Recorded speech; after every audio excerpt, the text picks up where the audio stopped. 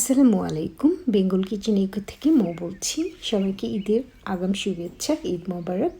তো ঈদের দিনে যেটা না হলেই চলে না, সেমাই। আর সে সেমাইটা আমি আমার রান্নাঘর থেকে তৈরি করে নেব, আর আপনাদের সাথেও আমি শেয়ার করে ফেললাম রেসিপিটা। তো সবাইকে দেখার আমন্ত্রণ রইল। প্রথমে আমি 1.5 কাপ ময়দা নিয়েছি, আর 2 চা চামচ চিনি দিয়েছি, সাথে 1 চিমটি লবণ দিয়ে, আর পানি দিয়েছি 1/2 কাপ দিয়ে সেমাই বানানোর ডো তৈরি করে নিয়েছি। ডোটা খুব ভালোভাবে মথে নিতে হবে যেন কোনো গোটা ভাব না থাকে। একটা ভিজে টাওয়াল দিয়ে আমি ডোটা 10 মিনিটের জন্য রেস্টে রেখে দিলাম। লাচ্ছা সেমাই বানানোর জন্য অবশ্যই ঘি, বাটার, শর্টেনিং আর ভেজিটেবল বাটার যে কোনো একটা লাগবে। তবে শর্টেনিংটা এমন হতে হবে যেটা রুম টেম্পারেচারে আবার নর্মাল ফর্মে চলে আসে, যেমন ডালডা। এবার আমি 1 কাপ তেল, 1/2 কাপ গলানো বাটার আর 1/2 কাপ কর্নফ্লাওয়ার মিশিয়ে নিয়েছি। আমি ভেজিটেবল বাটারটা ইউজ করেছি। আর 10 মিনিট পর আমি ডোটা এখন চেক করছি যে মোটামুটি নরম হয়ে এসছে শক্ত থেকে। আর 2 ভাগ করে নিলাম। 2 ভাগ করে তো একটা ডোনাটের শেপ দিয়ে নিব। নিয়ে তারপরে আমি যে তেল, বাটার আর কর্নফ্লাওয়ার মিক্স করে রেখেছি ওটার মধ্যে এখন ডিপ করে দিব, চুবিয়ে রেখে তারপরে 10 মিনিটের জন্য রেস্ট করতে দিব। তো ময়দার খামিরটা আমি তেলে ভিজিয়ে তারপরে ঢেকে রেখে দেবো। গত বছর ঈদেও আমি বাসায় বানিয়েছিলাম সেমাই, এই বছরও আমি তাই করলাম একই। আমার আসলে অনেক কিছুই আছে যেটা আমার বাইরে থেকে কেনা হয় না, আমি নিজের হাতে বানিয়ে খেতে পছন্দ করি। ডোটা 10 মিনিট তেলে ভিজানো হয়ে গেছে, এখন আমি স্টার্ট করলাম। তো ডোর মাঝখানে যে ফুটাটা করেছিলাম ডোনাটের মতো, ওই ফুটা থেকে স্টার্ট করলাম। ঘুরিয়ে ঘুরিয়ে প্যাচ দেবো আমি, কিন্তু একটা জিনিস খেয়াল রাখতে হবে, ঘুরাবো আমি, কিন্তু টানছি না। আমি ঘুরিয়ে ঘুরিয়ে তারপরে একটা করে প্যাচ দিচ্ছি। আর একটা করে প্যাচ দেওয়া হয়ে গেলে রেখে দিয়ে আবার সেকেন্ডটা করব। এইভাবে করে করে যখন আমি 3টা প্যাচ হয়ে যাবে তারপরে আবার আমি এটাকে রেস্টে রেখে দেবো 5 মিনিট। 4-5 মিনিট পরে আবার স্টার্ট করব।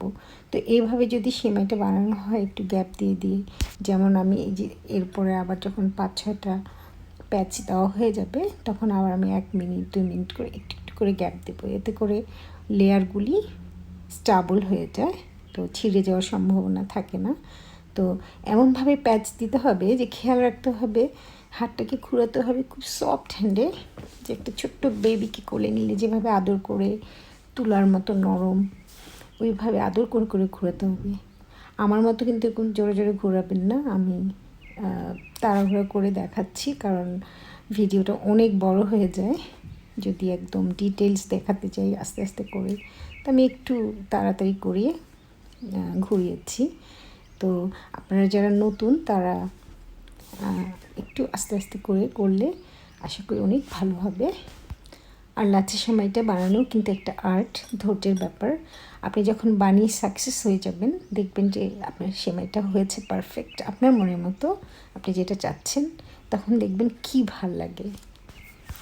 তো আমি আগে থেকেই চুলায় তেলটা গরম হতে দিয়েছি হালকা আগুনে, যেন আমার সেমাইটা বানানো শেষ হয়ে গেলে সাথে সাথে ফ্রাই করতে পারি। আমি এখানে 12 থেকে 15টা করে প্যাচ দিয়েছি।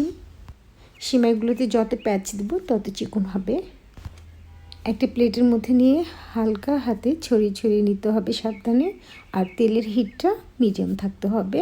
ফ্রাই করার জন্য তেলে দেওয়ার পরে অবশ্যই খেয়াল রাখতে হবে যেন দলা বেঁধে না যায়, তাই একটা কাঁটা চামচ অথবা চপস্টিক দিয়ে কুচিয়ে কুচিয়ে ছড়িয়ে নিতে হবে। আর ফ্রাই করতে হবে মিডিয়াম হিটে, একেবারে উচ্চ তাপে করা যাবে না। 5-6 মিনিট ধরে অবশ্যই ফ্রাই করতে হবে মুচমুচে হওয়ার জন্য। যে যেমন চান সাদা বা ব্রাউন করে ভেজে নিতে পারেন, আমি সাদা পছন্দ করি তাই করে নিয়েছি।